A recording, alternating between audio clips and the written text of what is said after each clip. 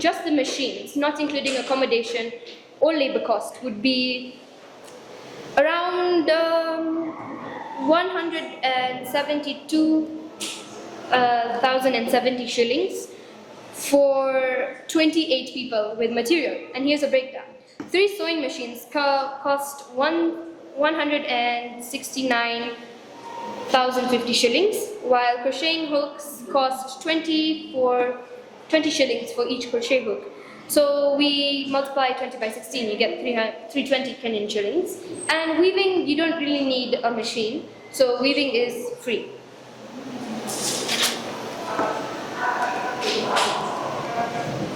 The difference we can make. If globally implemented, we could potentially lower the amount of people who are homeless, as well as reduce textile and plastic pollution. Humanize and uplift the most vulnerable population. Conclusion. This project helps environment, saves public money, creates jobs, and proves that even small changes can feel big economic impact, especially when they uplift people and reuse what others throw away. Examples of the products we could make.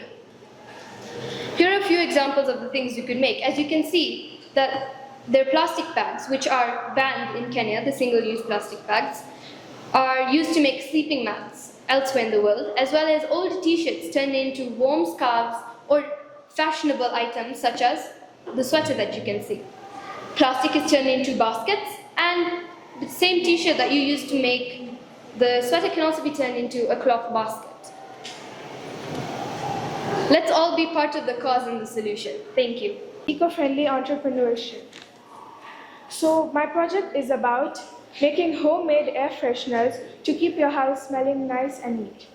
My aim, or rather my goal, was to develop a low-cost and eco-friendly air freshener out of orange or lemon peels and explore its potential as a small-scale entrepreneur product.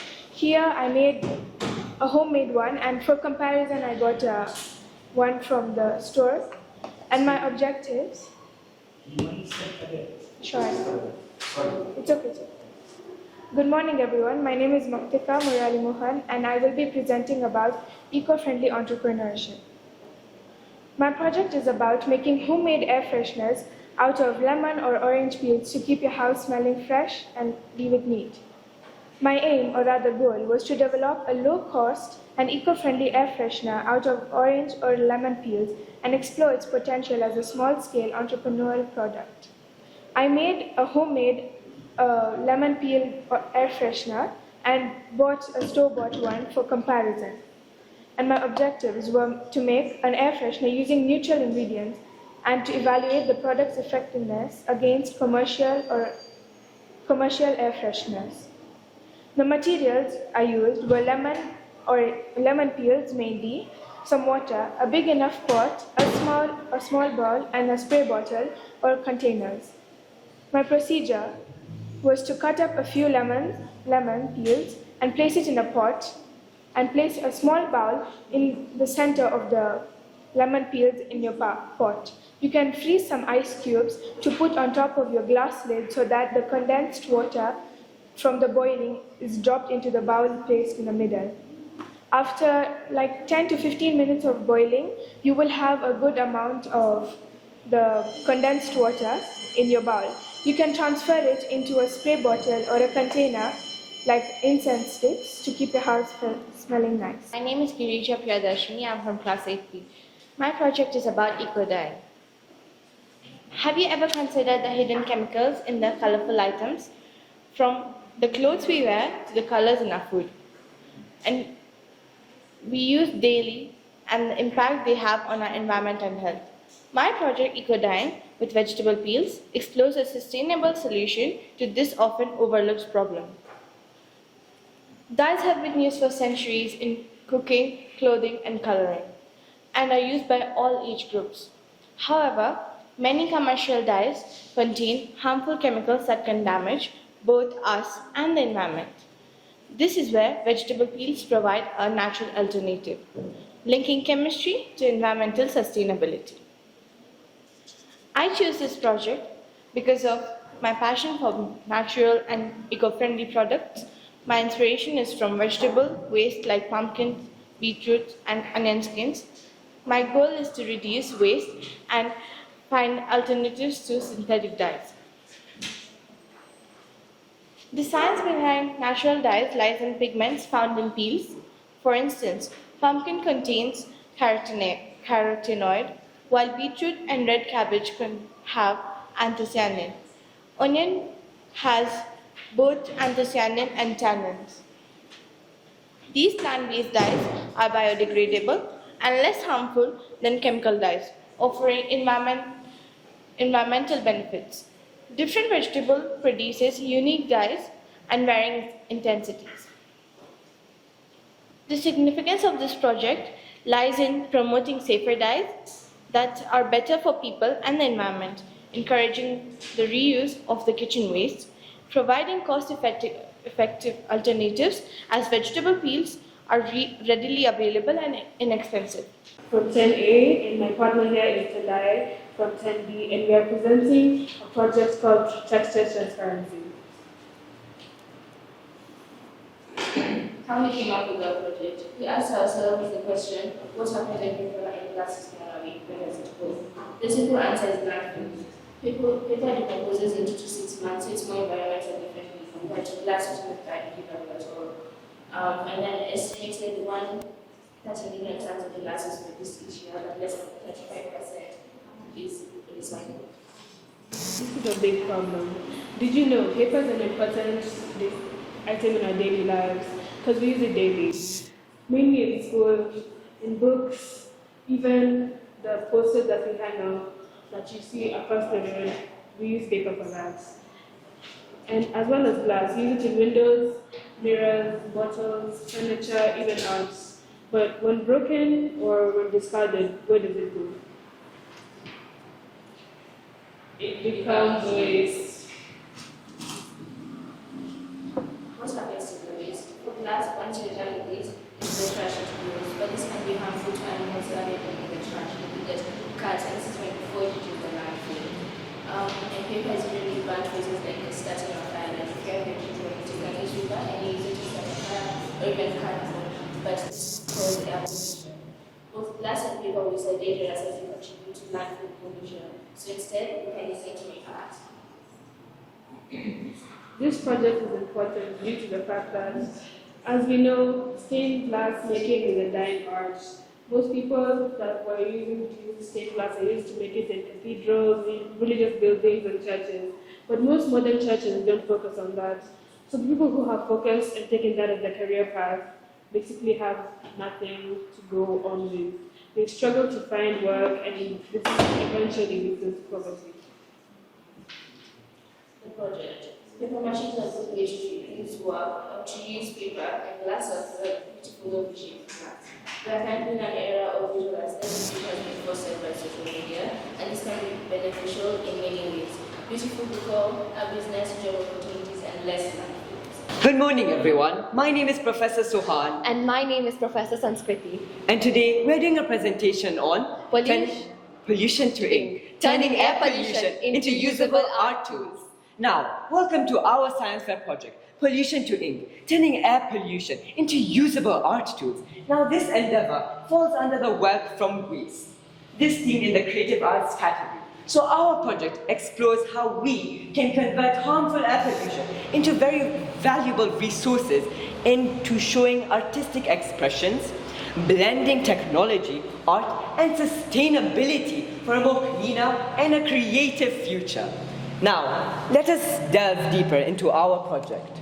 So, Professor Sohan, would you like to explain more about the theme Wealth from Waste? Sure. Now, what is wealth from waste? It's a very innovative concept which is focused on utilizing discarded material into generating new and valuable products.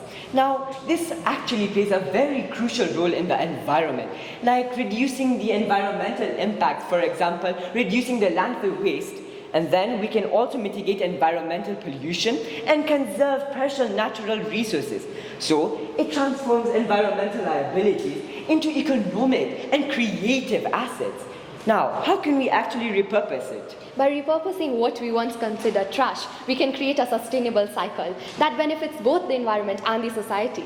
This project exemplifies how a harmful byproduct like air pollution can be ingeniously converted into something beautiful and useful. So, I'll talk about the problems which are caused by air pollution and soot. The global health crisis. Are we all aware? According to the WHO, in full form, World Health Organization, in 2023, showed a study of 90% of the world's population, all people globally, they breathe 90% of polluted air. The pervasive issue poses an extremely significant health problem, which could lead to a lot of respiratory issues and cardiovascular problems. What are the sources of soot, Sanskriti? Soot, or particulate matter, or in chemical words, PM 2.5, is a major component of air pollution, primarily originating from vehicle exhausts, industrial factories, and power generators. Due to their ability to penetrate deep into the lungs, they are really harmful for our bodies and the environment in general. Now, could you tell us more about environmental and energy costs on this? Beyond health, soot profoundly impacts environmental quality, reducing visibility. It damages ecosystems. It damages our Mother Earth. It contributes to climate change. It contributes to global warming. Its presence actually indirectly affects energy demand, as polluted environments require more energy for air purification and other related health problems, which decrease its energy conservation. So, Sanskriti, how can pollution actually become art? Well, capture solution. Capture soot and use it as ink. Art turns invisible danger into visible beauty. Anirudh Sharma, less pollution, more art. Graviki Labs. The core inspiration of this project lies in transforming a very pervasive environment threat into a medium for creative expression where artists can express themselves. We believe that by capturing harmful soot particles and converting them into usable ink, we can turn invisible danger into a physical form of tangible beauty. This innovative approach not only offers a practical solution to air pollution, but also empowers artists to create impactful that carry a powerful message of sustainability. It's a testament to how creative thinking can lead to groundbreaking environmental solutions, bringing art and science together for a common good. How does it work, the Car-Link device? Now, the Car-Link device is ingeniously connected to, for example, the car exhaust engines directly, or maybe chimney chambers of powerhouses, or things like generators, which capture the pollution directly from its source. Now, the soot trapping technology, what actually happens is it utilizes a combination of high energy plasma, and it also uses high static electricity. Car-Link efficiently traps soot particles. Now, this advanced method, it ensures minimal pollution and impact on the performance of the engine or system it's attached to. So it doesn't actually affect the system at all. And I need you all to keep in mind, this is just an inspiration we are using, the Car-Link device. It's not actually what our project is based on. It's just simply an inspiration. Now, how does it actually use the capture rate? Tell me more about the high capture rate. Remarkably, Car-Link is capable of capturing an impressive 85 to 95% of particulate matter. Can you imagine? This high efficiency significantly reduces amount of harmful pollutants released into the atmosphere. And I would like to tell you that our project, this project here, we will also be capturing around 90% of particles if it actually is complied in the real world or implemented in the real world. Now, collection and processing. Once captured, the soot is collected within specialized cartridges, integrated into the device. These cartridges are then safely transported to dedicated processing labs for the next stage of transformator for usable ink. So, turning soot into safe and usable ink. Now, soot purification. Sanskriti, tell me more about soot purification. The collected soot undergoes a rigorous purification process to eliminate heavy metals and other harmful toxins, ensuring the resulting pigment is safe for use. Now, could you tell me in formulation, Professor? So, the purified soot pigment is then carefully blended with natural oils, or it could also be diluted with water. Now, this precise formulation creates high quality, water-resistant ink suitable for various artistic applications, and we are also willing to reduce the prices by 20%, which makes it very, very cost effective for environmental conscious consumers. Now, let us talk more about resource efficiency. Professor Sanskriti, take us through this concept. Well, an impressive demonstration of resource efficiency. Just 45 minutes of car exhaust can yield enough processed soot to produce ink for an entire pen. This highlights the project's potential for scaling. Now, from pollution to creative expression, how can we use it in different medias? Sanskriti, talk about how it can be used for global artistic adoption. Over 1,000 artists globally have embraced pollution derived ink, integrating it into their creative practices. This widened adoption underscores the artist community's commitment to sustainability. Now, could you tell me about the versatile medium of this? So it can be used extremely versatile. The innovative ink, it provides remarkable versatility, finding applications in diverse art forms, such as calligraphy. You could be using it for painting and many other medias. Now, are we aware it's also showcased in many different art galleries? Yeah, well, the art created with this unique ink has been showcased major in cities across, from Bangalore all over to London and foreign countries as well. This highlights raising global awareness about reusing and recycling waste material. I'm Ashi Bagal from 9F. And I'm G. Dodia from 9G. Okay. What this project is about. Yes. This project focuses on transforming everyday kitchen waste, such as fruit peels, vegetable scraps, tea leaves, and spices, into natural, eco-friendly paints.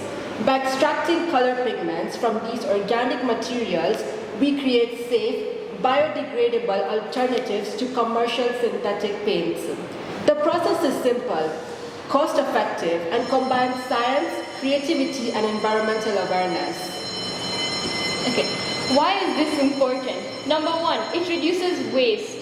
Instead of throwing away leftover fruits, vegetables, or peels, we repurpose them creatively. This helps reduce household organic waste and shows how waste can become a resource.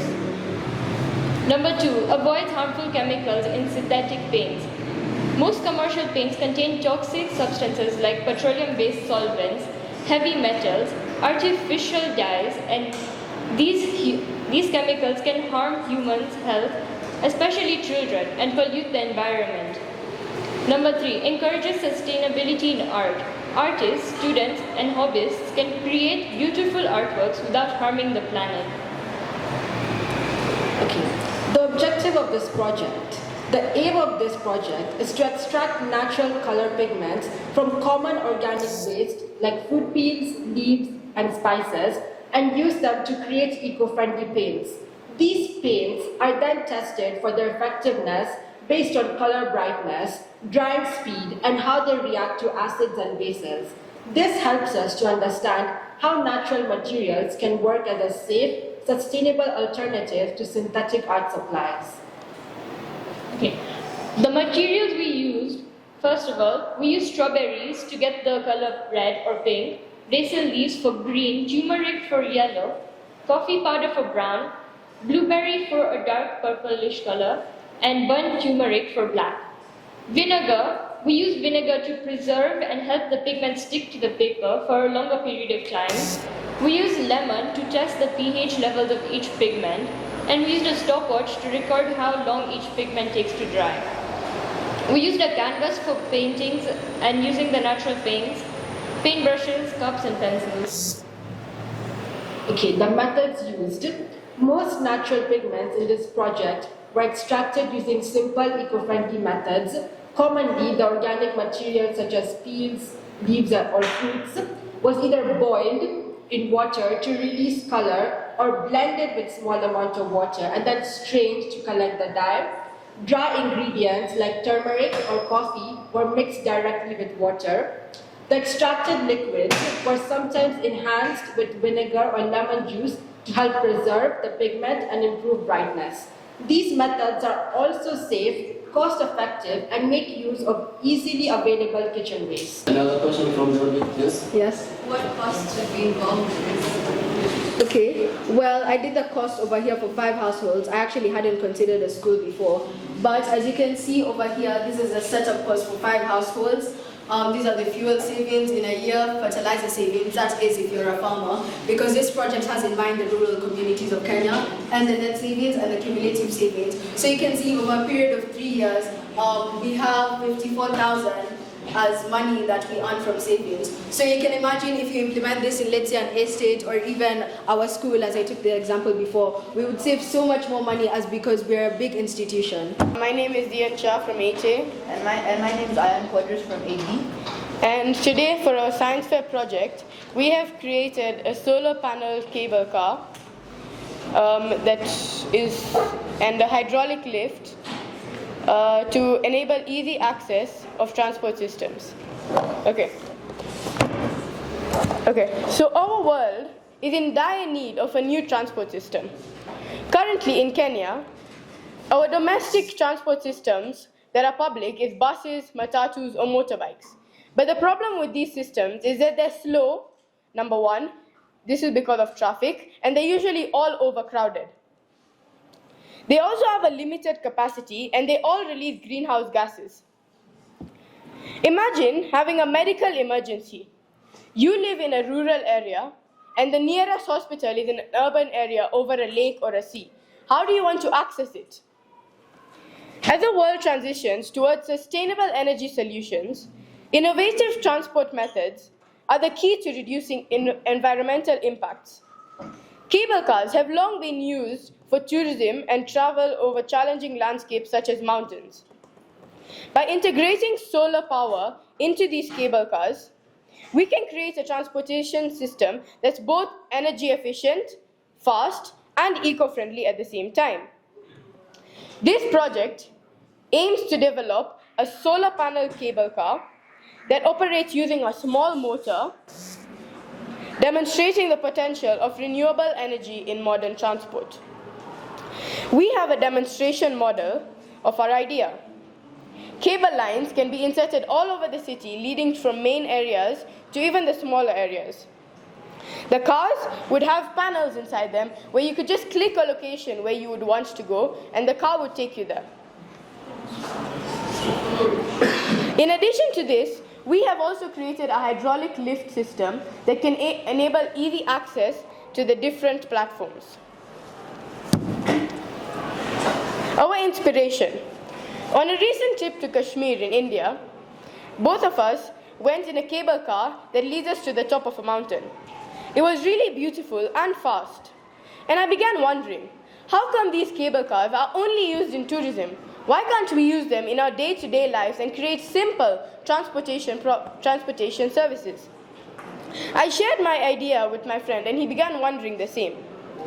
We decided to see what we could do with this idea, and we made a model of what we were imagining. After a lot of research, we came up with a toy cable car.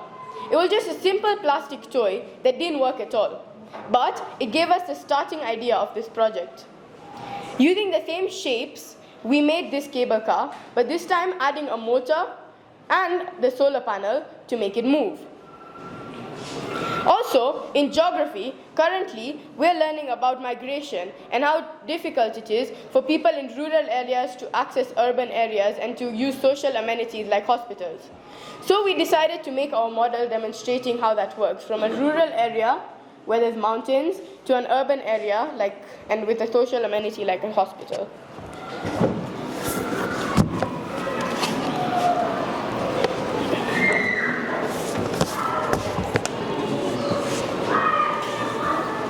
Okay, so the tools and materials that were needed in this model was one solar panel with a double connecting wire, one cardboard box, one long string as the cable, plastic fasteners, 2 plastic wheels, a motor, 5 plastic rollers, rubber bands, 2 pieces of cardboard cut to the appropriate shape, 1 piece of cardboard for the base, 4 square pieces of cardboard, square for the mountains and the other papers which are folded, and then extra rectangular cardboard for the buildings and scenery. And then for the base, we needed 1 large piece of wood, then 2 toilet rolls for cable car platforms, rocks, green and blue crepe paper, small huts, one big building made from cardboard, and one smaller building made from styrofoam. So for the lift, we needed 16 popsicle sticks with drilled holes, 3 pieces of cardboard, syringes and tubes, and skewers. Then the extra materials needed to put all this together was the glue gun, the drill, Lego men for demonstration, toy cars, a helicopter and a boat. So for the procedure, for the cable car, so first you need to take the 2 pieces of cardboard and that create the base of the cable car and stick them together for strength. Then drill holes at the 2 top corners and 2 in the middle. Then you insert a rod into the middle hole and fasten one wheel there. On the other side, stick a small spin wheel. Then stick the motor on the bottom of the motor house and insert the small spin wheel on the rod of the motor. Then you connect the small spin wheel to the wheel using rubber bands, connecting the motor to the solar panel using wires. Now you should attach the spin wheels to the corners at the top. At the bottom of your motor house, attach a cardboard box that has been designed like a cable car. To attach it to a string, take the string over both spin wheels at the 2 ends of the cable connector and loop it around the middle spin wheel that's connected to the wheels and the motor. When the middle spin wheel spins, the cable car moves down the string. For the base, we have made a demonstration showing a cable car traveling over a lake, accessing a hospital in an urban area from rural mountainous region. To make the hydraulic lift, take the 2 popsicle sticks with the long holes or the slits and glue them to the base. Attach another 2 popsicles to the end of the ones with the slits using skewers. Keep doing this while crisscrossing the popsicle sticks up and down. When you're done, stick another piece of cardboard on top as the base. Now, take a syringe and attach it so that the pusher touches the skewer that's connecting into the long slits at the back over there. Then, using tubes, connect it to another skewer filled with water. Okay, now we shall demonstrate how this project works. So, for the cable car, as you can see, it's attached to these 2 wheels and this wheel. This small wheel is connected to this big wheel using a rod. And this wheel is connected to the wheel that's connected to the motor using a rubber band. So when the motor spins, this wheel spins, and then this wheel spins, so this wheel spins, enabling the car to move. We're doing a science project based on generating energy using plastic spoons as wind turbines. What this investigation is about. This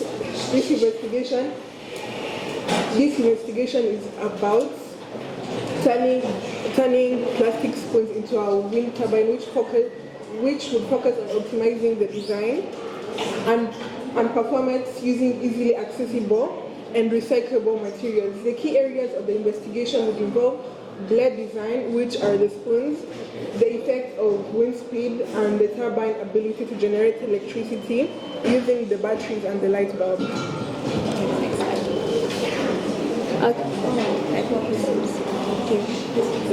Okay, so what are the factors to consider? The blade design. Since the spoon is heavy, it's curved, it can be able to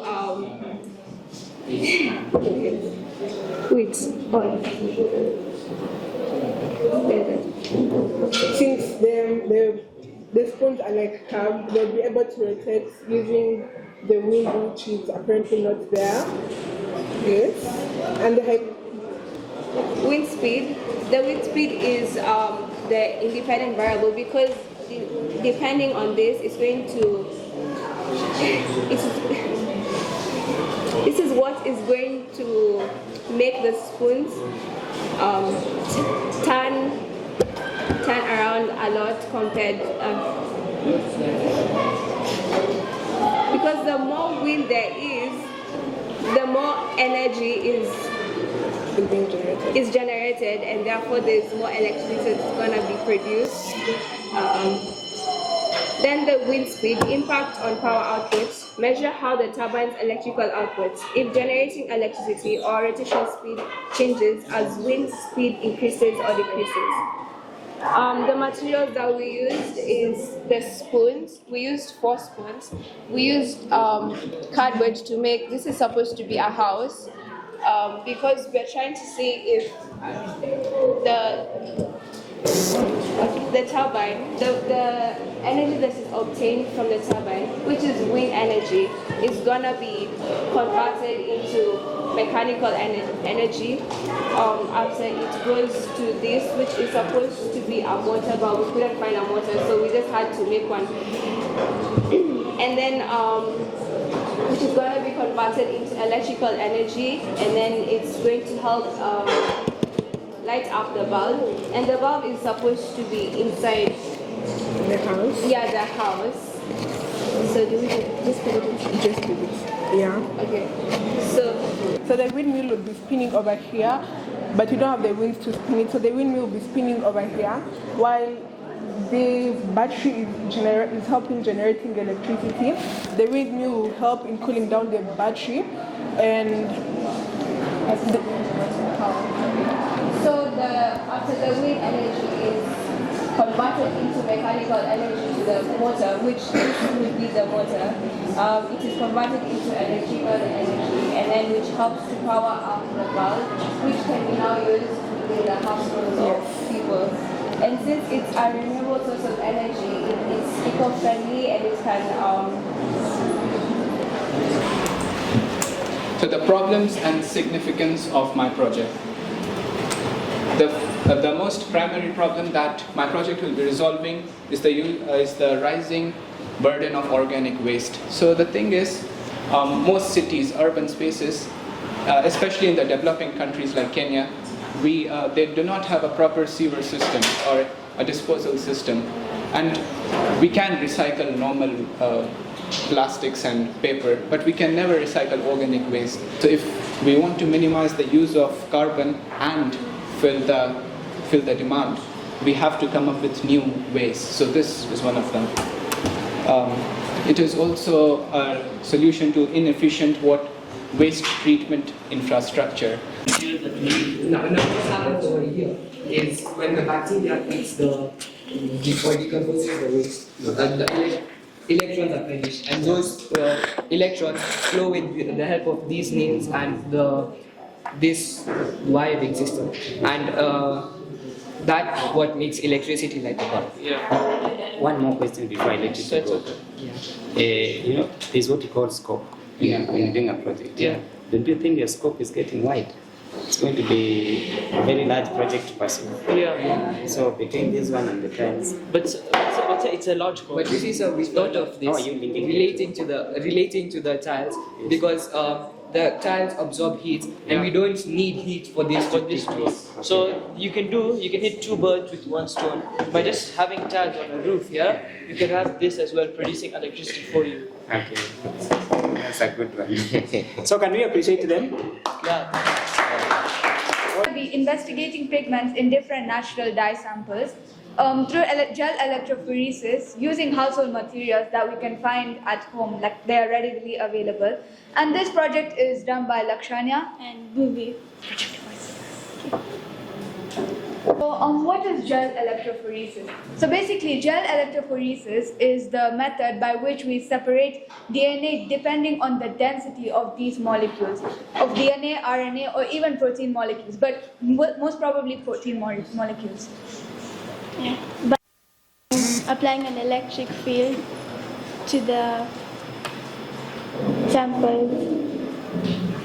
So applications and uses of gel electrophoresis, it's mainly used in forensic for DNA fingerprinting and for crime investigations from the DNA found on the crime scene, for medical research including genetic mutations and diseases, health diagnostics, pathogen detection, advanced testing. It's also used to verify DNA amplification, separating proteins based on their size and charge, evaluating the purity of nucleic acid, and many more. So why we considered this project? So if you go to LEDCs, most of them, you find that the crime rate over there is really high, almost above 60% crime rate, above 60%. So then most of these crimes go unnoticed. Why? Because number one, they don't have the right thing to identify DNA. Let's say there's some theft or something, but they cannot identify who it is. But this project, it helps overcome the limitations by using readily available materials like dysfunctional wires or batteries from maybe an emergency light or just a candy box. And some of the uses over here is that it can be used in medicine. DNA analysis is very important in identifying, maybe diagnostics and all that. And then also, which leads to my next point, early detection of diseases or viruses can be used just by separating DNA molecules to find any difference. And then research. This helps in advancements of medicine, agriculture, and biotechnology through genetic studies, which obviously involves the genes. By making DNA technology accessible, we empower communities to improve justice systems and accelerate medical and scientific breakthroughs in places that need the most. Trianch Vyas. I'm Ayush Ajmeri. Today we have a project called Footsteps to Future, generating electricity by walking.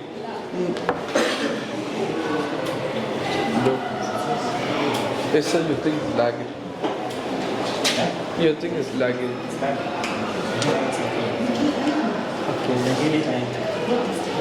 Okay, yeah. So footstep, a footstep power generator turns energy from walking to electricity. When someone steps on it, as you can see here, when I step on this, the motor shafts will start rotating and make the motor to move,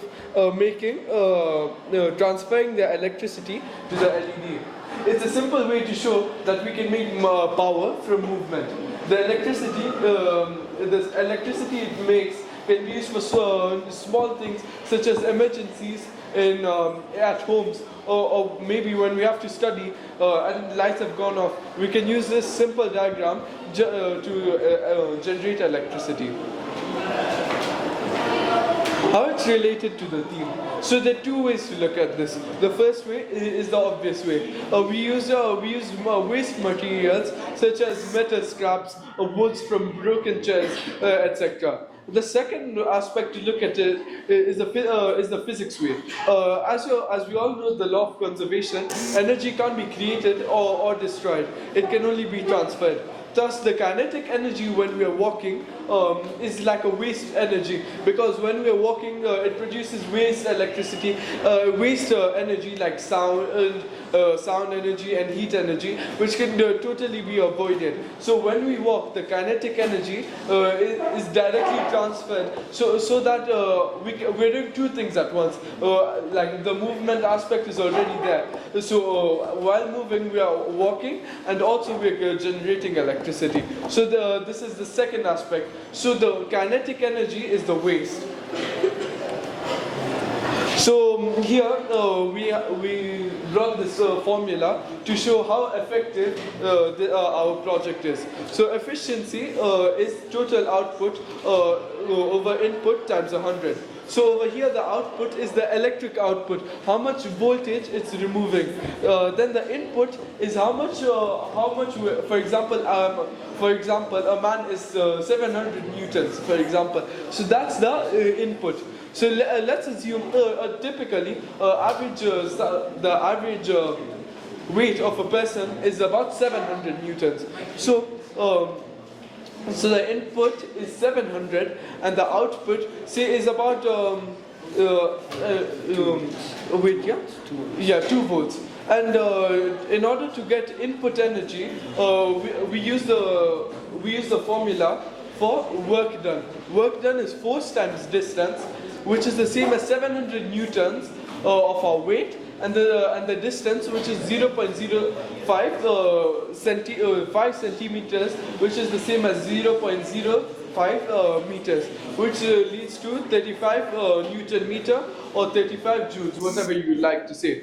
So when you do 2 over 35 times 100, you get 5.7, which is about 6, and we're saving about 6% of the total of the waste energy. Good afternoon, fellow judges and fellow participants. My name is Aryan Kumar Singh, and this is my colleague Vidyut. And today we're doing an automated self-watering system to try and introduce like an intelligent plant hydration. It solves like common watering problems, and it's perfect for various problems. Yeah. In our project, we used an Arduino Nano, a soil moisture sensor, and a water pump. When the soil gets too dry, the sensor tells the Arduino switches on the pump and to the water, and then the plant automatically and plants the water automatically. When the soil is wet enough, it stops watering. We also wanted to connect this idea to the theme wealth from waste. So we used the recycled water bottles as a water tank and old PVC tubing, and repurposed it to be used as a pathway for water. All jumper wires, electrical equipment from Vidyut's brother's projects, and tried to make the system as affordable and eco-friendly as possible. What inspired us? Sometimes plants are overwatered, other times they're dry.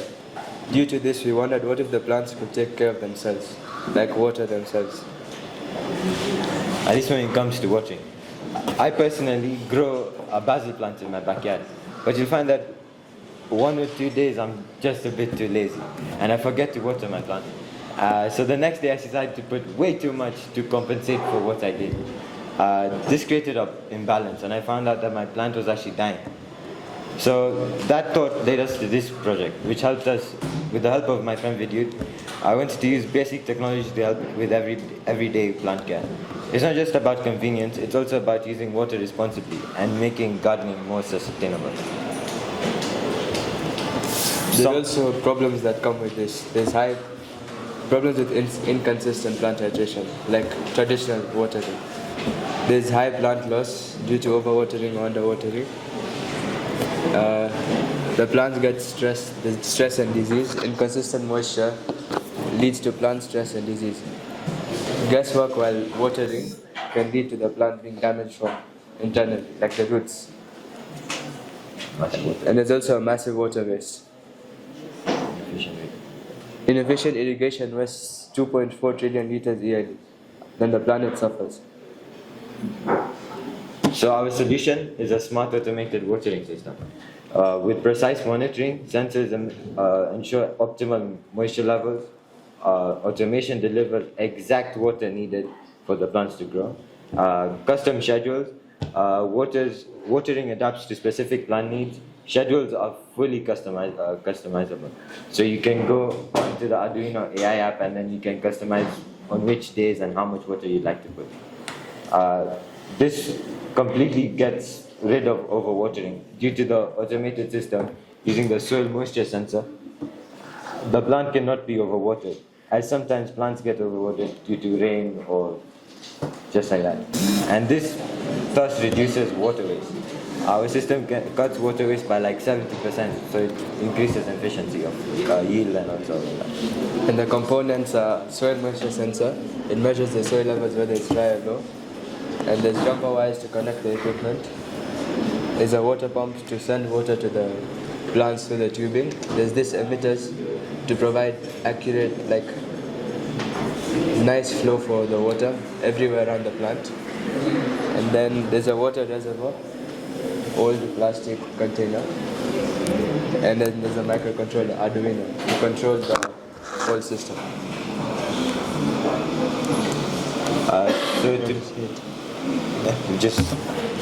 To set up our project, we first connected the soil moisture sensor to the Arduino Nano, so we could check the soil if it was dry or wet. We gave power to the sensor by connecting to the VCC pin, to the SV 5-volt pin on the Arduino and its GND pin. Then we connected the sensor's A0 pin to the on the Arduino, which lets it send the soil readings.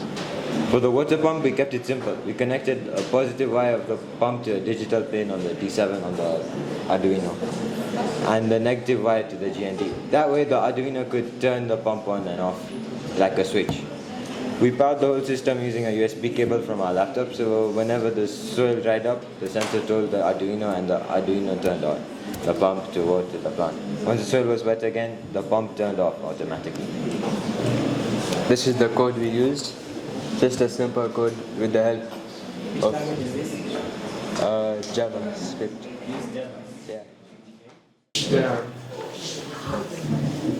Over here it's moist, so it's not watering right now. Yeah. I need to come to another slide.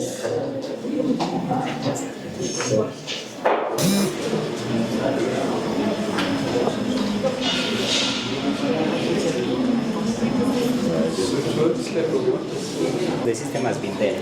What are you doing to improve on it? So that should be your focus. Yeah, as we said, we can try and help farmers to make this completely off with some solar panels. Yeah, see over here, it powers this. Instead now, you can use a solar panel. So your focus now is on the source of energy. Yeah, this equipment. And if not, we can implement AI into the system to try and help monitor the health of the plants and to quickly adapt to it. So drip irrigation basically helps solve the issue of inadequate water supply.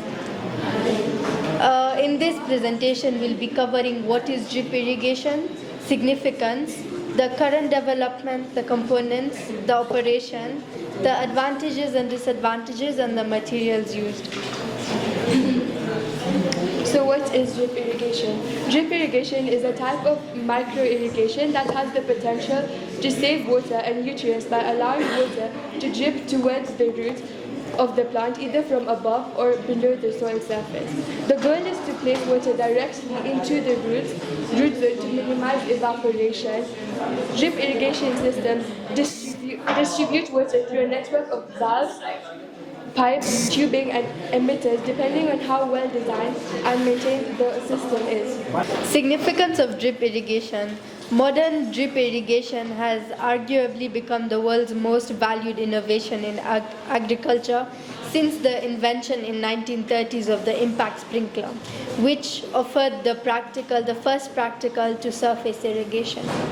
The current developments on drip irrigation, careful study of all relevant factors like land, topography, soil, water, crop, and agroclimatic conditions are needed to determine the most suitable drip irrigation system and components to be used in a specific resolution. So we have the micro sprayhead. So the micro sprayheads spray water throughout the surface like sprinklers do, but this is in a more constricted area. Then we have the subsurface drip irrigation. This uses permanently or temporarily buried drip lines or drip tape located at or below the plant roots.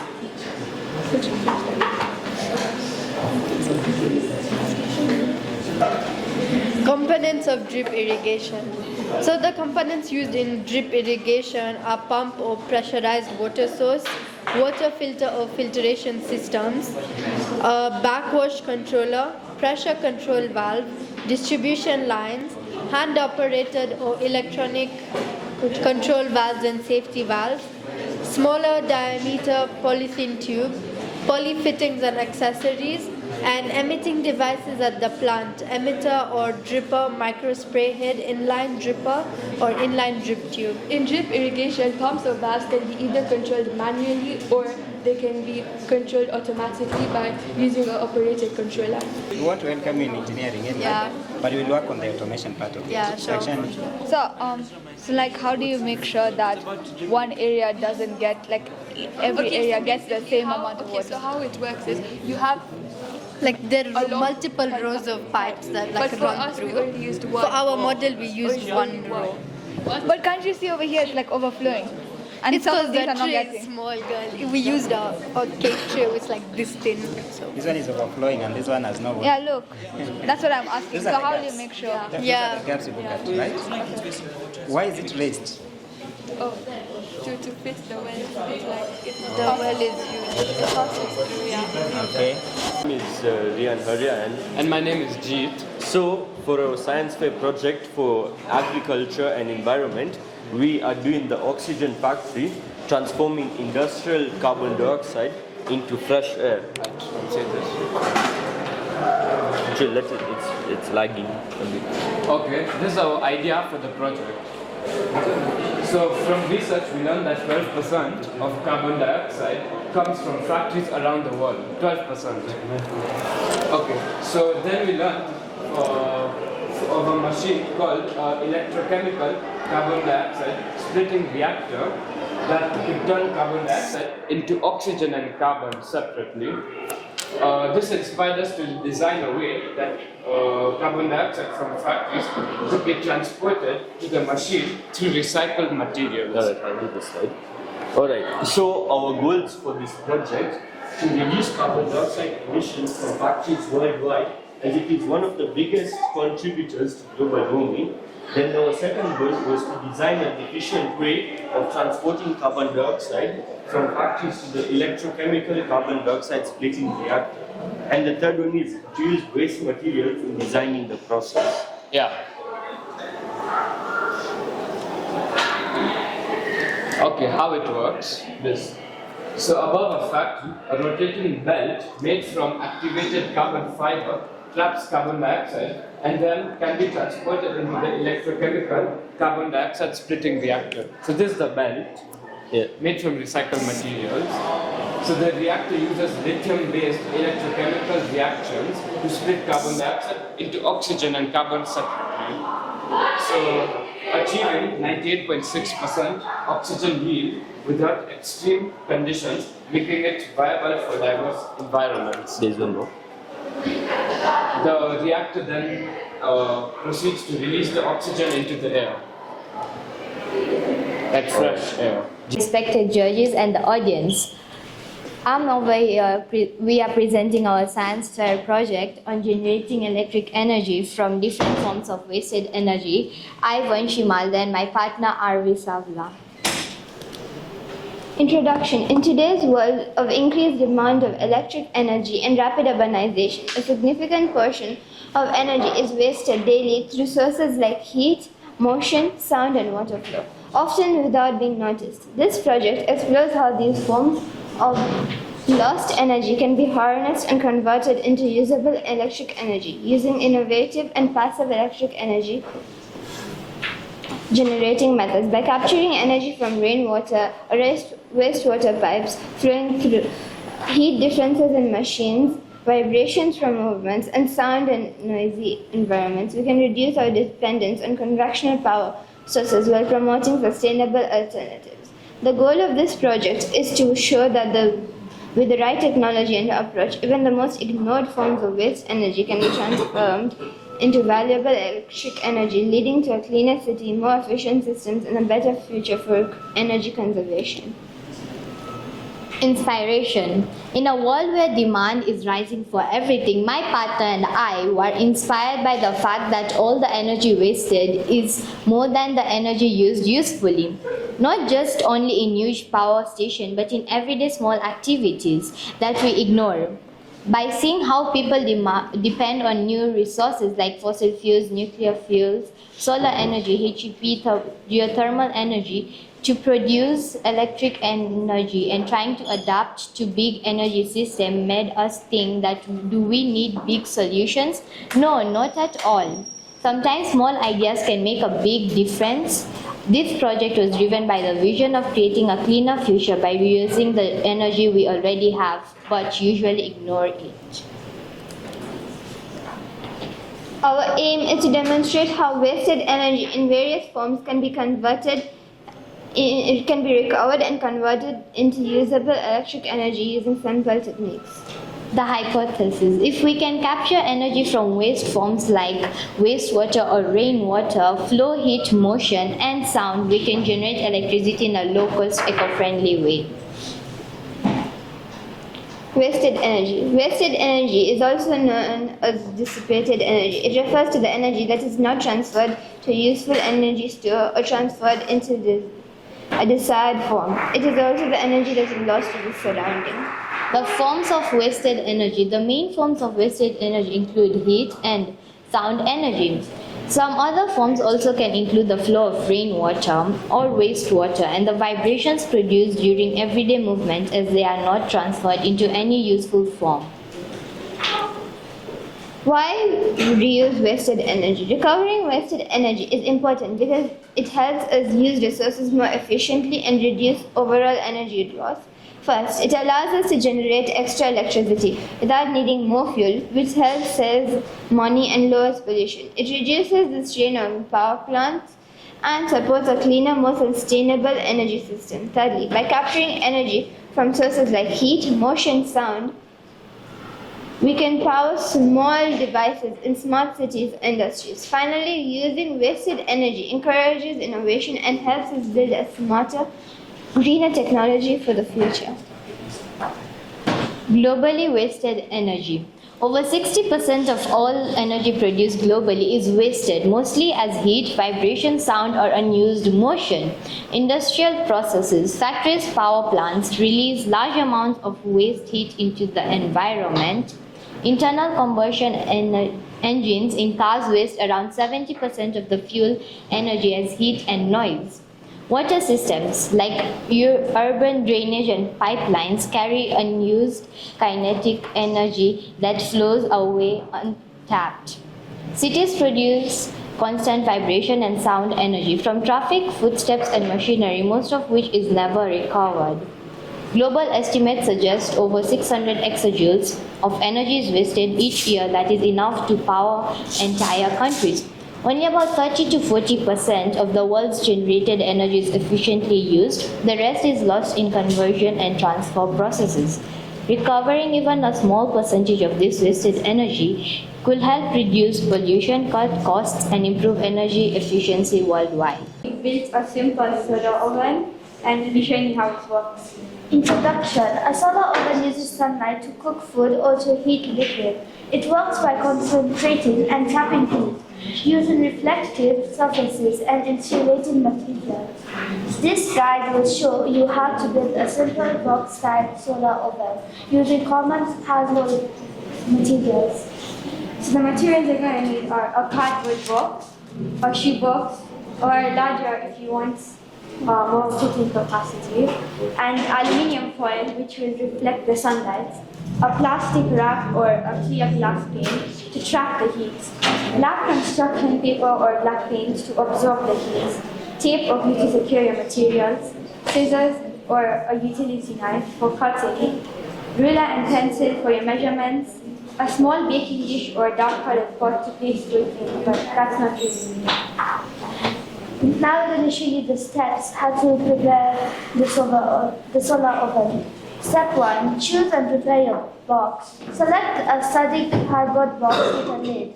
Cut a flap of the lid into the box, leaving one side attached to it. It forms a tilted panel. Cover the inside of the box with black constructive paper or paint. It helps absorb heat. Step 2. Create the reflective panel. Cover the inside of the flap with aluminium foil, ensuring it's smooth and securely attached with tape or glue. This panel will reflect sunlight into the oven. Step 3. Install the transparent cover. Cover the opening of the box with plastic wrap or glass panel.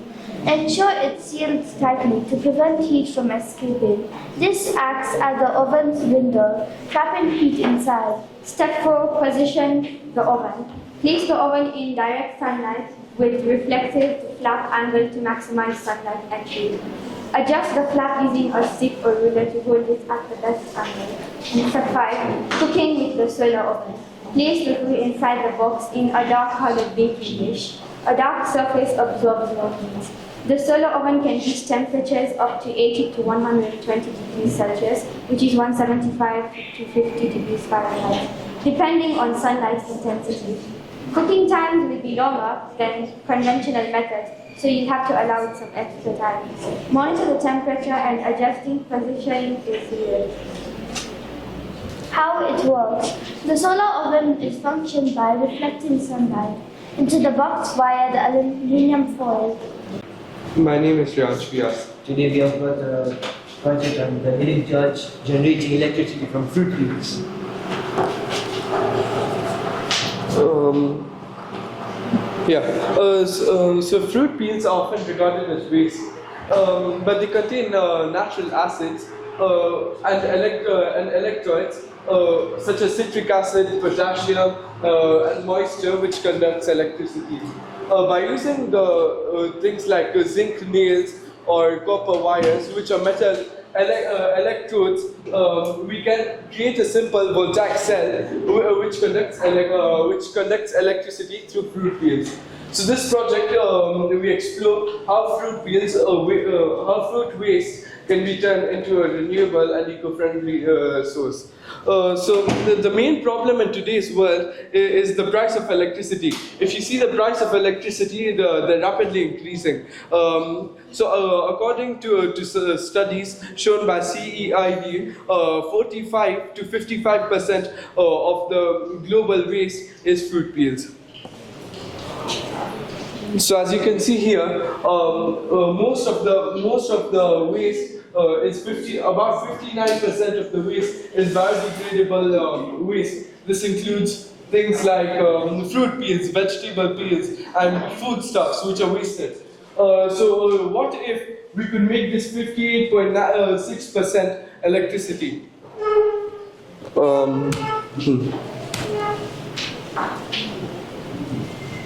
So the idea behind this project, according to CEIC data, the average earning of a person in Kenya is USD 590, which is the same as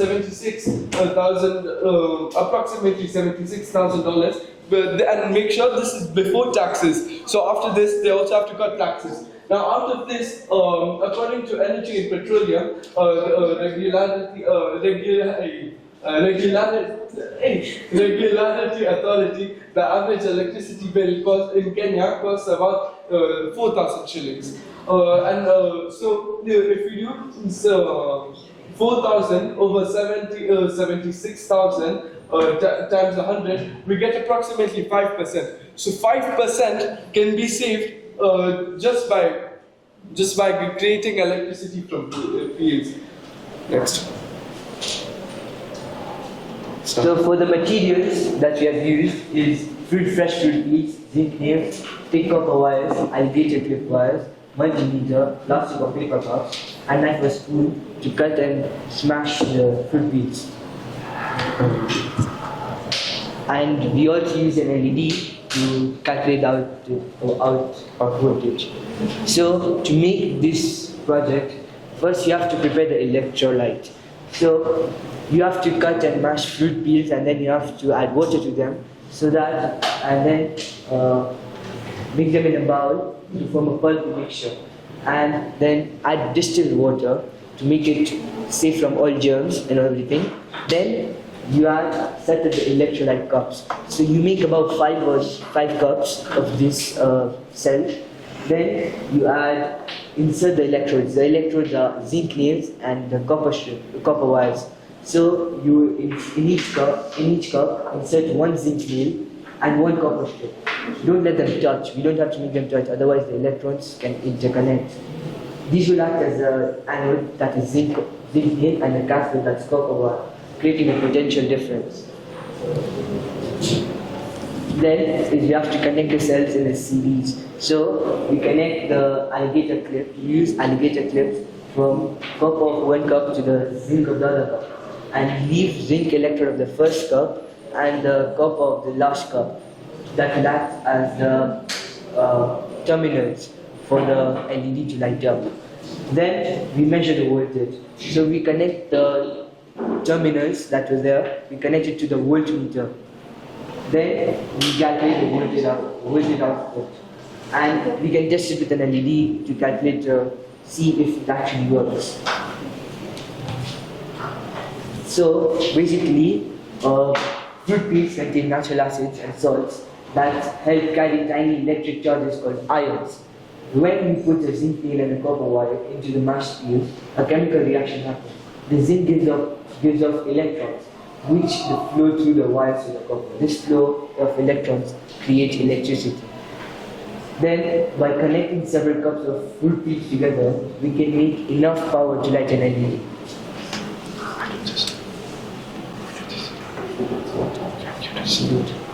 Okay, so basically how a project works. From here, over here, these are four.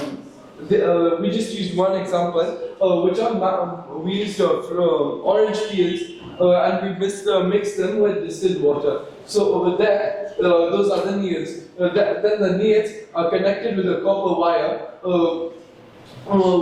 then which all are connected to this voltmeter.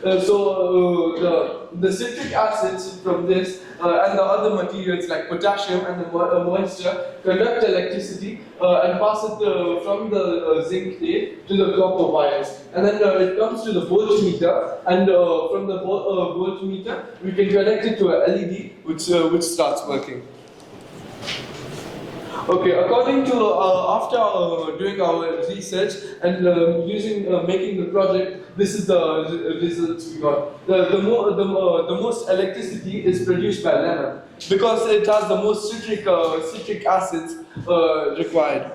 Then the voltage produces 0.9 volts and 0.6 milliamperes. Yeah, and the main observation was like a really strong acidic smell, and the acid was citric acid. Followed by oranges. Oranges because also they are citrus fruits and they contain citric acids. And banana and apple are lower just because they don't have acids such as citric acid.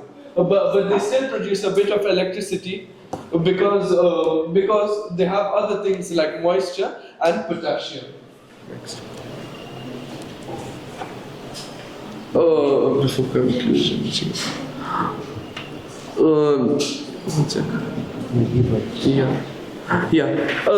then there's some variable. There are three types of variables: independent variable, dependent variable, and control variable. So first, we start with the independent variable.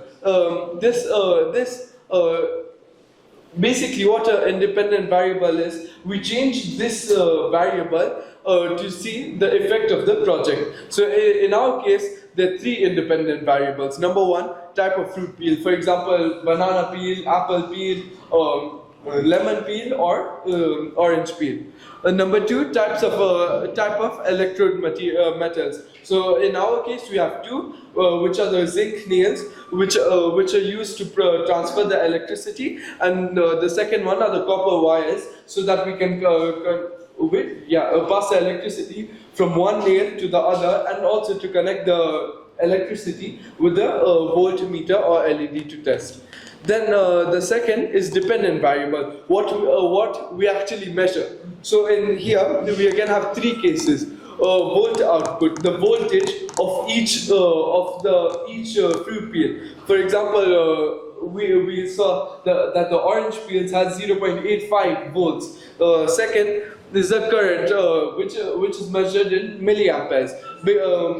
Then the third is brightness of the LED. For example, if we use when we use the apple or banana, the LED wasn't bright enough. But when we use things like the citrus foods like lemons or oranges, it was quite bright. And then then control variable. These are the things we keep the same. So in this case, the size and the amount of peels used. For example, a lemon is small and the orange is quite big. So we won't use one lemon and one orange. We'll measure the grams of the grams of the lemon peel and the grams of the orange peels to check. The second is the electrode size. For example, if we use we use one really thick wire or a wire, then it will transfer more electricity, making the LED be less bright. Then the third thing is the length of the wires. Because if the wires are small, this will make the electricity move faster compared to the rest. Therefore, these variables have to be the same. Good morning. My name is Kenny Kaka. My name is Olivia Manjuko. And today we will be talking about textile touch therapy.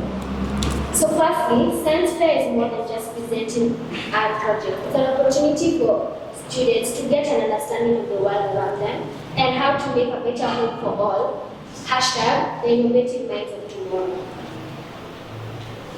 Therefore, an occurrence or an issue that is occurring right now is mental health. Mental health can affect anyone and anything. And throughout the years, many have taken awareness and made a change. Hence, we also like to place our mark through our project, Identity. So firstly, what is textile touch therapy? Textile touch therapy is a form of sensory support that uses different fabrics, textures, and colors to promote emotional and physical well-being. The individuals that this mainly helps is children with autism, people with anxiety or stress, and elderly patients. Now I'm going to talk about how this project relates to creative arts. To us, art isn't what you see, it's what you feel. It's also related to creative arts because we're studying different textures and colors. As they say, another man's trash is another man's treasure. And by treasure, I don't mean financially, I mean emotionally. And don't you think that's greater wealth? I would also like to talk about the environmental textile crisis, where people have turned a blind eye to textile waste. In the 21st century, one of the main issues we are facing is the fast fashion industry, where the dispersion of textile waste has been normalized. Thousands of tons of waste has contributed to climate change. This has affected the lives of numerous people. It has led to water pollution and air pollution. Now, our objectives of this project are to, number one, reduce waste textiles by designing creative therapy tools. Number two, it's to support mental and emotional well-being throughout the sense of touch. And it's to also explore the link between creative arts and therapy. To also test therapy tools with real users to demonstrate how textile waste can be transformed into meaningful, artistic and healing products. And lastly, turning creativity and waste into wellness. So on to the fun part. Onto the fun part. To test our theory, we conducted a series of tests and experiments with the help of 10 kind participants who were blindfolded and given a random the different types of fabrics. So firstly, there was the use of nylon, which personally is not my favorite, silk, which is an astonishing, smooth, soft-like material, just like a baby's back, cotton, which is similar to silk, but holds more of an nostalgic mother type of texture. This bumpy and soft, which is quite subjective, because some find it pleasing and soothing, while others find it irritating and confusing. And lastly, denim, which is fashionable but has a very rough texture. On to the tests.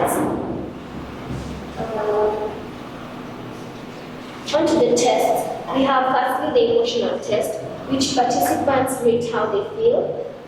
Example, calm, happy, and irritated after touching the different fabrics. Secondly, stress reduction test, which participants rate their stress levels before and after touching each fabric to see which ones reduce stress. Thirdly, texture preference test. Participants choose which textures they like or dislike, and most and experiment. We underwent this study with 10 participants, 4 teenage boys, 4 teenage girls, and 2 adults, which were teachers, Ms. Sharon and Mr. Haman. To ensure the validity of this test, we made sure that these tests were in the same environment and at the same time to avoid distractions. Hi everyone, my name is Professor Sohan. And my name is Professor Sanskriti. And today we are presenting our science fair on the topic Wealth from Waste, Transforming Air Pollution into Innovative Solutions.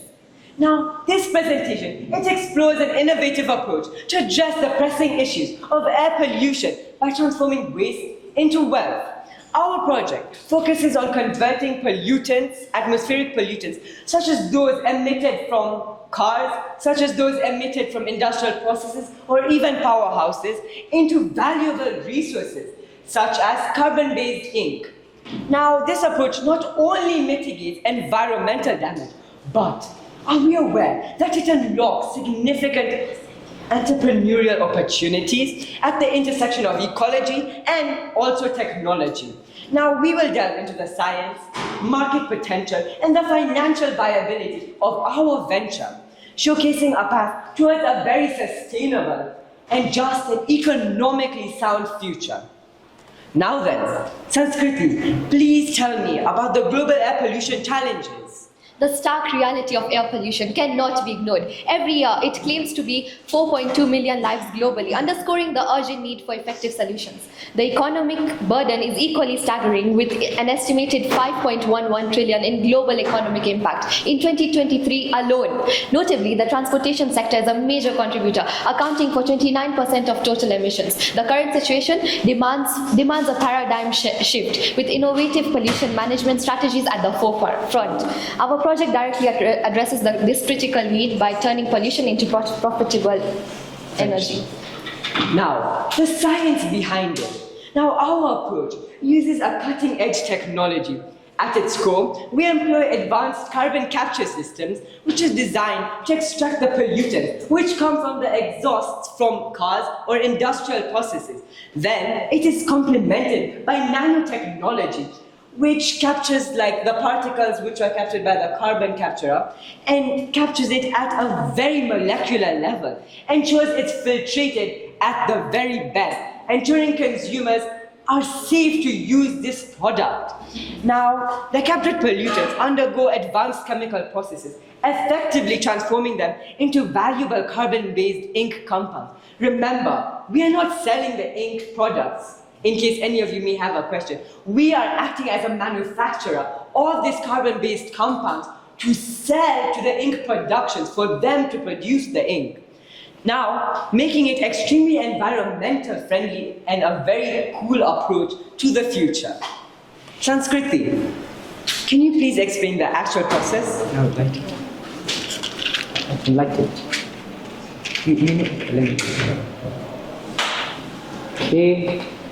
Don't bind my computer. Huh?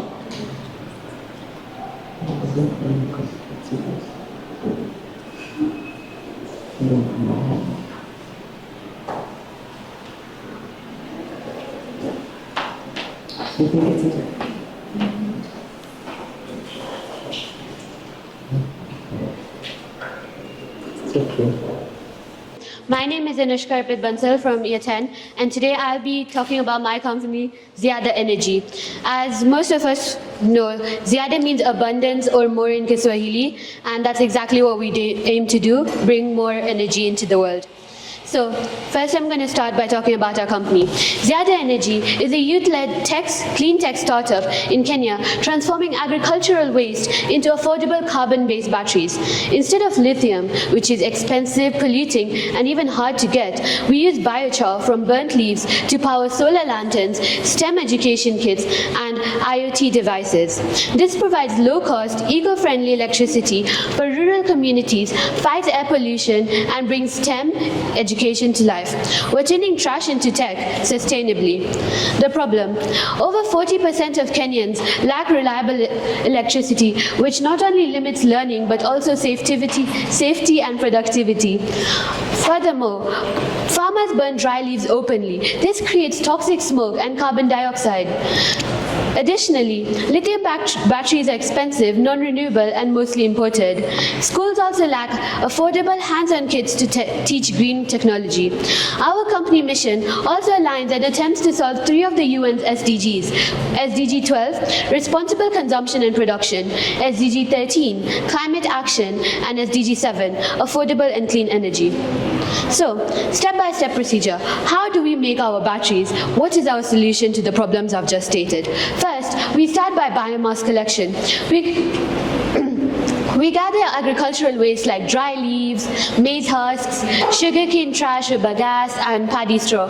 These are all materials that are usually burned. Why? These contain carbon, which is the base of our battery material. Number 2, we do pyrolysis. This is the main process that helps us make the biochar which make our batteries. We burn the dry biomass in a low oxygen kiln at around 400 to 600 degrees Celsius. This is pyrolysis, heating without oxygen, and this produces biochar instead of ash, which is a solid form of carbon-rich material. Furthermore, we then conduct physical activation with carbon dioxide. I'm sure you're wondering, when we do pyrolysis, doesn't that lead to a lot of carbon dioxide? Yes, it does, and we don't just let it into the environment. We pass the carbon dioxide through the biochar at the same temperatures. Why, you wonder? Because this helps make a higher surface area and open tiny pores in the carbon. Then, we now work on the electrode formation. We then grind and press this activated carbon into battery-grade electrodes. This is basically the part of the battery that stores the energy. And the carbon becomes either the anode or the supercapacitor plate. We then work on assembling our batteries. We pair the carbon electrodes with other safe battery materials. And these parts are assembled into low-power energy units. Like I said, batteries and supercapacitors. We then work and deploy the batteries in real tools. We embed our batteries into solar lanterns, STEM education kits, and IoT devices. Our batteries are non-toxic, reusable, and made locally from waste. So, what's our market opportunity in Kenya and East Africa? Ziada Energy, we actually fit into 3 booming markets right now. Number 1 is the off-grid solar lighting. Over 10 million Kenyan homes lack grid power, and the market value is 85 million and more USD. And this is mainly because of COSAP, which is a Kenyan off-grid solar access point. So, our opportunity in this market is that our batteries power affordable, clean lighting for rural households. Additionally, we also fit under the IoT devices. Kenya's IoT market is expected to hit over 736 million by 2025. This is used in smart agriculture, rural health kits, smart water, and light meters. Our carbon batteries are ideal for these low-power devices and are safe, cheap, and reliable. We also fit into STEM education, as the EdTech market is likely to hit 107 million by 2025. The curriculum that's used in Kenya actually emphasizes on hands-on learning. And schools need local affordable science kits, and we provide real chemistry and clean energy just in a box. We plan to then expand into East Africa slowly once we're well established in Kenya. Our target countries will be Uganda, Tanzania, and Rwanda. This is because of the similar challenges and the high demand for clean energy and STEM tools. So this is basically the 60 million plus off-grid rural residents across the region, the shared curricula and the CBC style reforms, which is a big opportunity for our STEM kids, and strong NGO and government support for clean energy tech. So, how does Ziada make money, you wonder? First, we plan to make money through direct product sales. We plan to sell carbon batteries, solar lanterns with our batteries, and STEM kits to schools and NGOs. This will be sold directly to companies or customers. We also want to make money through licensing, or what others call intellectual property. We protect our technology with patents. Other companies pay us to use our battery design or produce it at a scale. It's basically like us renting our idea to someone else and they mass produce it. Thirdly, we also make money through carbon credits. By stopping leaf burning, we reduce carbon emissions. We can register our project with carbon credit platforms and sell credits to eco-conscious investors. An example is, if we prevent 1 ton of carbon dioxide, someone pays us to offset their emissions. Lastly, we plan to make revenue through training and workshops. We teach youth, schools, and entrepreneurs how to build batteries from the biochar, understand sustainable energy, set up small kilns and labs, and also we charge fees or partner with NGOs to run these programs. So, what is our business model, you wonder? We follow a small micro-factory circular model, from farms to kilns to our labs to the batteries we make, and essentially to homes and schools. So, what's our step-by-step business model? Local farmers provide us with the dry leaves or dry agricultural waste. We then use that along with our microkilns in villages to turn them into biochar. Then Ziada labs will activate the carbon and press it into electrodes, and assembly hubs will help build the batteries. We will then sell those batteries to solar startups, schools, NGOs, and make batteries kits. So what are our types of customers? We have business-to-business customers. That could be solar companies, NGOs, edtech startups, or business-to-government, which would be Ministry of Education and KPLC, or business-to-consumer, direct to schools, homes, and students. This model not only creates jobs, but also reduces input and builds green entrepreneurship. So as I've mentioned earlier, they break down the organic matter. The examples here are acetate and glucose. These are major components of organic waste. So here I've mentioned the overall redox reaction. I've taken the example of glucose, that's C6H12O6, and oxygen, which combine to form carbon dioxide and hydrogen. So now I'll give you the ionic reactions, the anode and the cathode.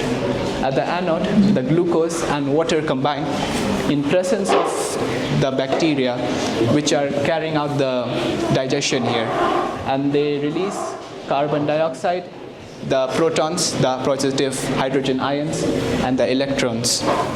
The electrons from here travel through the external circuit which has been provided, and the hydrogen ions, the protons, they go through the membrane. And at the cathode, the oxygen and the protons and the electrons, they combine to form water. That's the end product of this reaction. So what happens in nature, the reaction that I'm talking about, it takes place in the nature on a daily basis, on a regular basis. But what happens there is the electrons are given off to the natural acceptors like the nitrates and sulfates. But now what we are doing here in an MFC, the difference is, instead of releasing it to the natural acceptors like nitrate and sulfate, it goes through the membrane and completes the circuit.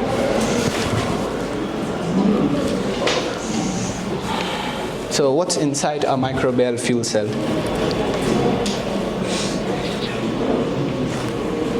So first I would present the anode chamber and the electrode. So this is where the sludge is, the organic waste is kept. It's the anaerobic zone. So anaerobic meaning there is no oxygen here. We try to get rid of as much air as possible because, as I mentioned, we are trying to get rid of the natural acceptors, nitrates and sulfates. So this is the anaerobic zone. And the bacteria here, they perform anaerobic respiration here. So,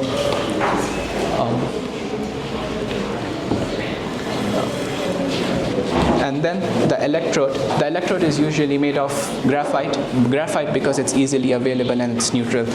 So, and it collects the electrons and it connects it to the external circuit.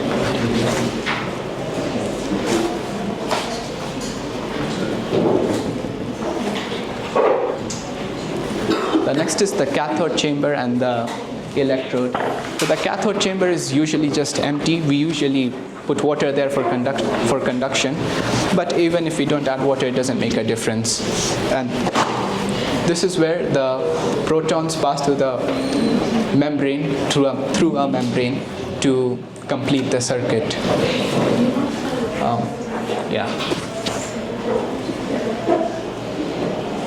The proton exchange membrane, which I've been talking about. So this is a very important component of this apparatus. So it's semi-permeable because we have to make sure that the oxygen in the cathode chamber doesn't pass to the anode chamber, but we also want the hydrogen ions to move there. So it is a very crucial part of the setup. Yeah. So I did an experimental construction of the microbial fuel cell. I couldn't present it here given the regulations of the science fair. The microbial cultures cannot be brought here. So these are the materials that I used. 1 liter plastic bottles, 2 and 10 mm pencils. I use them for my graphite. A paper towel, common salt, and distilled water. This was used in the proton exchange membrane.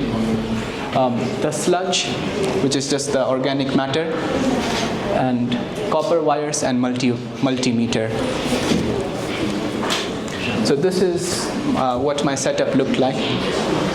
This is an overall blueprint, a diagram. So this here we can see is the sludge, the organic matter, and this is the anode chamber. And this is the electrode. So over here is where the reaction takes place, the bioelectrochemical reactions that I've been talking about. They release the electrons, which go through the external circuit, and the protons pass through here, the proton exchange membrane. And then this is the cathode chamber. As I mentioned, it's usually empty, but I added water for conduction. So this is where the circuit is completed. Yeah, and that's the multimeter, which I used to, the multimeter.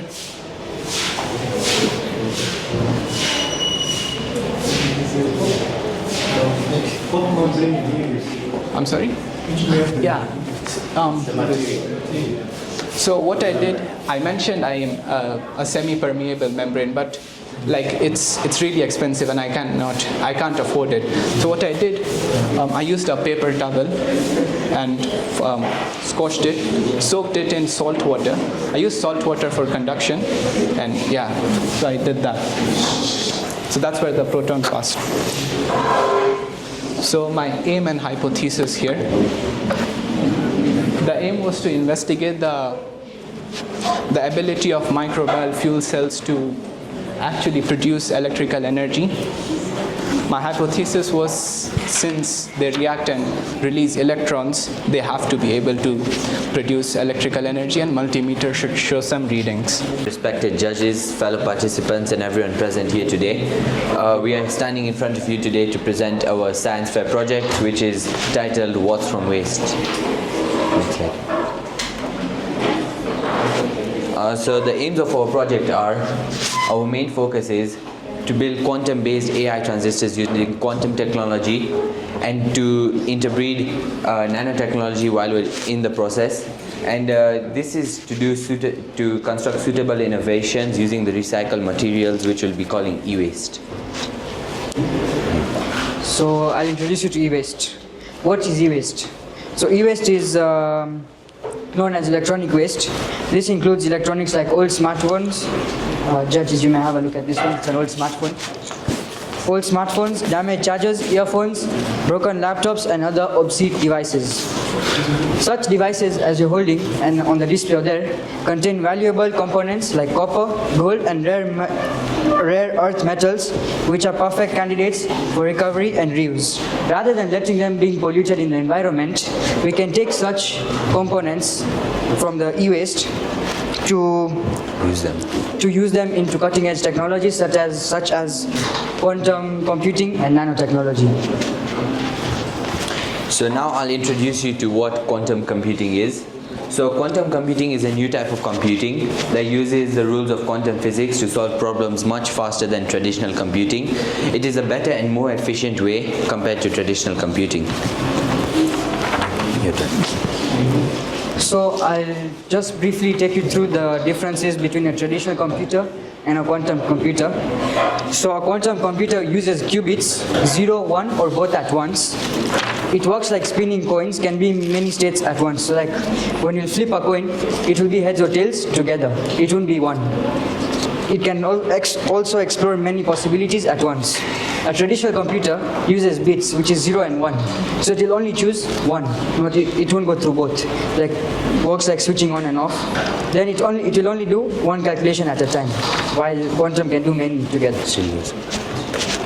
So I'll give you an example of how it works in Uber. So as a traditional computer, what it will do, it will go through, there are like thousands of drivers across the city.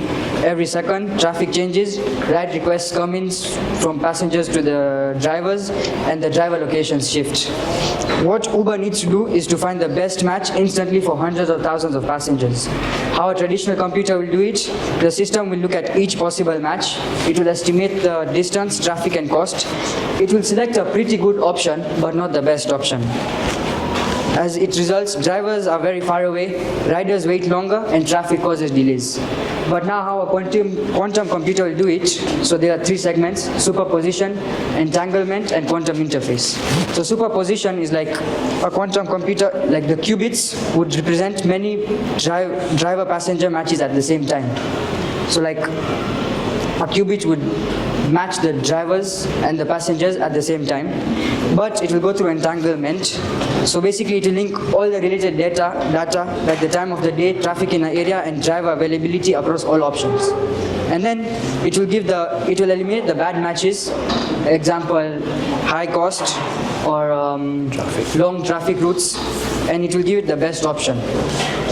Which results, the best match is found, riders wait less, drivers earn more, saves fuel, and improves customer satisfaction. Now you must be wondering how this electronic waste is linked to this quantum computing. So the components are qubits, which the material, the e-waste needed is niobium, tantalum, and rare earth elements. And where you can find these is the sources, like the smartphones that are over there, and the old hard drives and the motors and everything that we have presented over there. And then quantum gates, you need gold, aluminium, silicon, superconducting alloys. And the sources are from PCBs, processors, RAM, and GPUs. Next is the quantum circuits. You need copper, fiberglass, rare earth oxides, and the places where you can find them are motherboards like the green ones over there, the GPUs, routers, and laptops. So, what is nanotechnology? So nanotechnology, to make it simpler for you, we can divide it into two parts, nano and technology. Nano refers to the smallest things, like very small things, and the technology, this is the science and engineering and application which can be used to solve problems in a more efficient and faster way. So if you see what nanotechnology is, it is a science, engineering and application of materials and devices at the nanoscale, which is 1 to 100 nanometers. It uses nanotubes, nanowires, and quantum dots. As you can see, these are some of the examples where nanotechnology is used. Your turn. So now let's link e-waste and nanotechnology. So this is the e-waste, such as silicon from waste chips, copper wires, PCBs, and carbon from plastics. They can be used in making such nano components such as nanosilicon or silicon nanowires, copper nanoparticles, nanofiber, and carbon nanotubes. And these nano components can be used in the following fields such as biomedical devices, automotive sensors or aerospace, nanoelectronics, affordable circuit boards, sensors, tissue regeneration, energy filtration, sensors, energy storage, aerospace, defense, and medicine.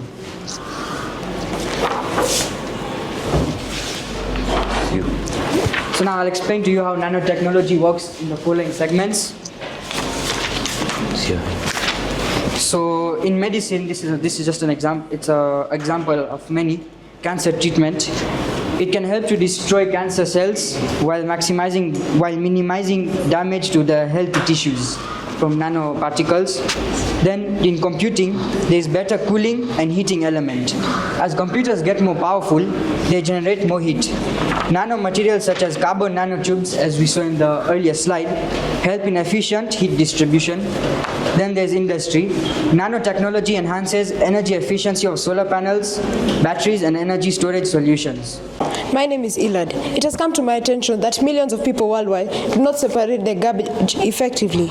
Organic waste thrown out could be utilized in planting. With instead, expensive chemicals are used which pollute our environment. Today in my topic, I will be talking about organic waste, how it could be a sustainable solution instead of today's chemicals. My vision with this idea is to reduce the impact on health and our ecosystem. When such chemicals and fertilizers are used, organic waste like eggshells, coffee grounds provide necessary nutrients like phosphorus, potassium found in fertilizers and chemicals. First of all, what is organic waste? Organic waste includes items like food scraps, agricultural residues, and yard waste that can be recycled. This recycling helps reduce the landfill waste and promotes sustainability. The benefits of recycling this waste can lead to reduced chemical runoff, which protects our local ecosystems and enhances soil health through natural fertilizers. Biogas production process.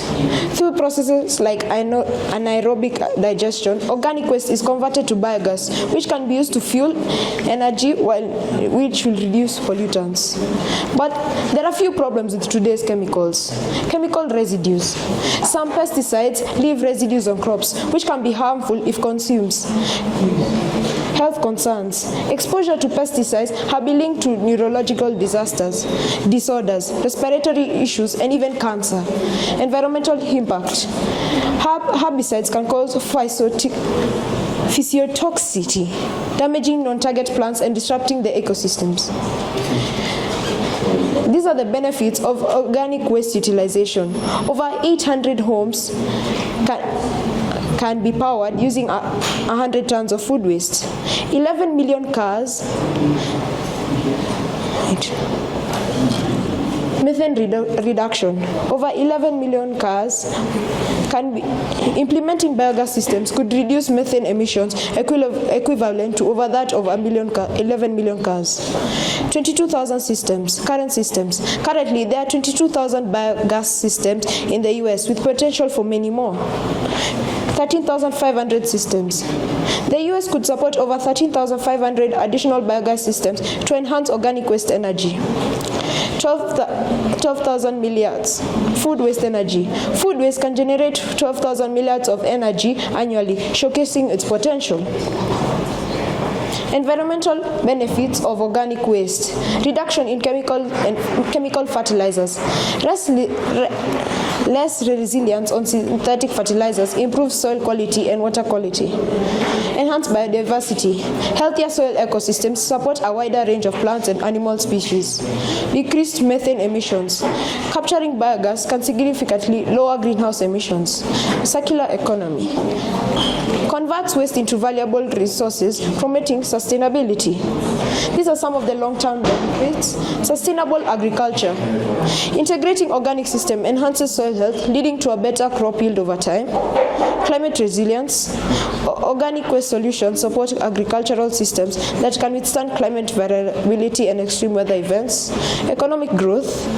Investing in organic waste management creates jobs in the waste management and renewable energy sectors.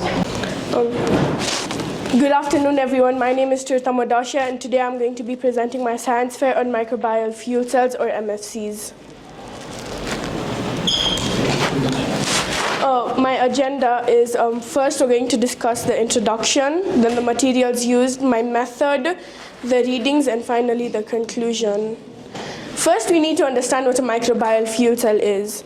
A microbial fuel cell, or an MFC, is a bioelectrochemical device that generates electricity by utilizing microorganisms to convert chemical energy into electrical energy. Essentially, it's a fuel cell that uses microbes to break down organic matter and produce a flow of electrons, which can be harnessed as electric current.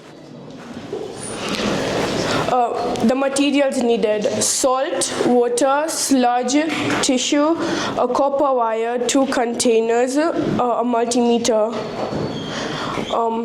So my method was, first I took a container and I added salt and soil and water to make a sludge mixture. Then in a pot I added water and salt, and I boiled the water and kept adding salt until it no longer dissolves. I let the saturated salt solution cool down, and then I transferred it into this other container. I dip, so you can dip the cotton string or tissue paper in the salt water and use it to form a salt bridge between the two containers to allow the flow of ions which conduct electricity. Place the two copper wires in each container to act as electrodes. You can also use graphite, those pencils instead of the copper. The wire in the mud is the cathode and the one in the salt solution is the anode. I used the two electrodes and to connect a multimeter to measure the voltage of the electricity produced. I noted the readings over a week, and these are my results. So on day 1, it was 0.095 volts. On day 2, it was 0.1. Day 3, 0.11 volts. Day 4, 0.125 volts. Day 5, 0.15 volts, and day 6, 0.18 volts, and day 7, it was 0.2 volts. Over a period of 7 days, the number of volts increased from 0.95 volts to 0.200 volts. A 110% increase over a course of 7 days. The graph shows a somewhat linear increase, meaning that the voltage produced to reach 1 volt would take about 28 days. That's my conclusion. There are some ways in which the rate at electricity at the voltage produced can be increased. The mud or sludge we can use mud or sludge from a source of greater amount of microbes. This could be from a compost, swamp, or a sewer. I used soil from my garden mixed with water. Good afternoon, my name is Shaurya Harya from 7A. And my name is Tit Pankania from 7D. Our topic is energy solutions with piezoelectric plates. Your name again? Shaurya Harya. And Tit Pankania. Okay. Our aim is to use piezoelectric plates to generate electricity through vehicle movements on road, to offset the massive amount of electricity being used daily by street lights and traffic lights. Acknowledgement. Thanks to Shaurya for helping me and guiding me with this project, and my mom for getting me the equipment for the project. Problem. In Kenya, 60% of electricity is produced by KenGen. Of that 60%, 70% of electricity is used by the government. So of all Kenya's electricity, around 40 to 50% is used by the government. Things like street lamps, traffic lights, public schools, and public hospitals take up a lot of electricity. In addition, this doesn't even include houses and buildings and people, which takes up majority of the electricity produced. These government-owned facilities and lights use 7.5 million kilowatts electricity approximately in one day, and that number has only been rising throughout the years.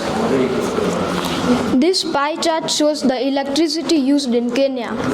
The red part shows the electricity being used by houses and buildings and people. The green part shows the electricity being used by the government. As you can see, the government uses almost 50% of the electricity of Kenya.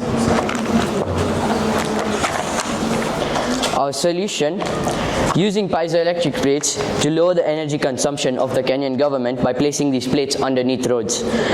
Piezoelectric plates can produce energy when they're compressed. On a highway or a busy road where it will be consistently compressed, it will generate a lot of electricity. This will then be sent to a capacitor or energy bank, where the energy will be released at night to power the street lights and traffic lights. Capacitors can turn unstable or unpredictable jolts of electricity into electricity that is stable. This helps with the lights that flash suddenly. So when you're using piezoelectric plates, it generates electricity for a short time after it's been compressed. Then that will then go to a capacitor where it will be stored, and then at night it will be sent to street lights so that it's smooth and it's not flashing inconsistently. This will in turn lower the energy uses by the government. Piezoelectric plates convert mechanical energies from the vehicle's weight and turns it into electrical energy that we can use in lights. On average, a two-lane highway, so two lanes going that way and two lanes coming back, that's 1 mile long, it can produce 400 kilowatt hours of electricity in a single day. So this diagram shows a car that's compressing some piezoelectric plates underneath the road. These piezoelectric plates are converting the mechanical weight from the car into electrical energy to power the low power devices like street lamps and traffic lights. We have a demonstration over here.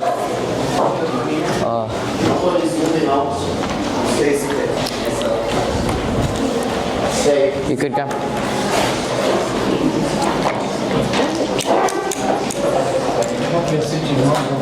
Huh? Yeah. So first we'll measure the amount of electricity being produced by one piezoelectric plate.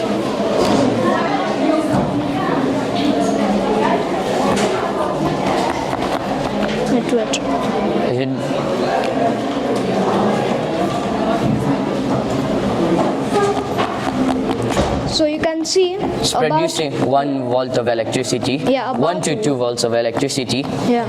And then we have a simple circuit over here, which if you tap if you compress this piezoelectric plate, the LED bulb will light up, as you can see here. And then over here we have a demonstration of how it would be used on roads. So there's a piezoelectric plate underneath the road over here. And as cars are passing, they'll put the weight onto this plate, which will in turn make light make light. In an ideal circuit, this will then be sent to a capacitor and then to the lights, where it will, at night it will be turned on so it's smooth. It's here.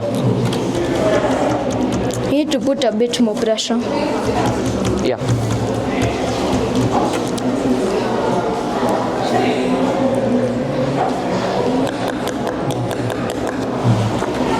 My name is Joy Kinuthia from 8C, and I'm here to present to you my science fair project on coconut capacitors. So, my name is Joy from 8C, and I'm here to present my project for science fair on coconut capacitors. Coconut capacitors? Yeah. So my project is called the coconut plug, but I'm going to be talking about ways to make. I'm going to be talking about how I discovered a way to make a model capacitor using coconut shells. So first of all, a capacitor is like a battery, but unlike a battery, a capacitor stores electrical charge and then temporarily distributes it through using charge particles, and then it holds the energy and then it releases the energy. So capacitors are found in almost everyday electronic devices, from phones to fans and even laptops. I got my inspiration from when you go home, I see coconuts on the road, and sometimes my driver likes to buy them. When you finish eating those coconuts, they usually throw away the shells. So I figured, why don't I just do something about that and use something so common and things that people usually throw away and put it to use. So my objective is that I built a small model capacitor, these ones, and I used a coconut husk and some common household materials. And it's also to explore how waste can effectively be repurposed and creatively be repurposed to create sustainable alternatives. So the materials I used for my model: a dried coconut husk, some aluminium foil, a paper towel, vinegar, salt water, and a clear plastic container. The way I made this was actually very simple. I prepared the coconut parts, I cut the shells, and then I broke them down so that it could just be the shells without anything. And then I also built the capacitor by layering the aluminium foil on both sides of the coconut capacitor. So, and then the coconut went like in the middle of the aluminium plates. So how capacitors would work: the aluminium plates over here represent the two conductive plates that are separated by an insulating layer, the coconut husk. I don't know if you can see at the bottom, but the plates aren't touching, because if they touch, it can cause like an electrical shock. Yeah. Okay. A short circuit. So you should not touch that. No, like the bottom shouldn't touch, but since it's not a working model, it's yeah, it's okay. It's just a demonstration. Yeah, it's just a demonstration. So some pros about this coconut capacitor: it gives use to the coconut husks, which are usually almost all the time thrown away. And most of the materials are biodegradable and recyclable. It's a non-toxic process, so no chemicals or like harmful materials have been used. And then it helps to reduce e-waste by exploring natural alternatives. It also encourages scientific creativity by using sustainable resources. So what I learned about these capacitors: I looked at how the husk and the shell absorb liquids like vinegar and how their texture might help them act like the insulating layer inside an actual capacitor. Even though my model doesn't actually store or release electricity, it helped me get the science behind capacitors, like how insulation might work.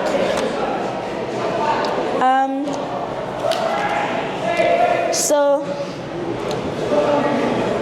why this matters beyond this whole science fair thing is the big picture about turning waste into something more valuable. Coconut waste is everything and usually just tossed around or burnt, which isn't really good for the environment. If we can find ways to reuse it, not only do we cut down on pollution, but we can create jobs and help local communities make money in a more sustainable way. This isn't just about science, it's about thinking smarter with resources and making green tech happen. So,